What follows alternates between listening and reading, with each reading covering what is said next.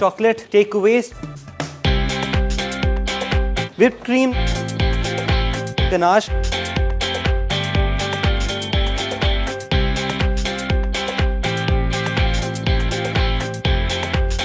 एक है वो डाल देंगे इसके अंदर।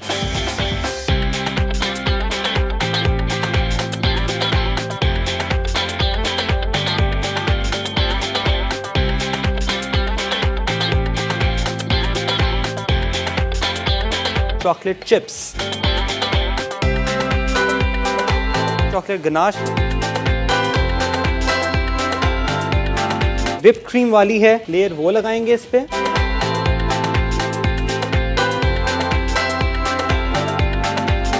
चॉकलेट चिप्स डालेंगे। जो हमारी सॉस है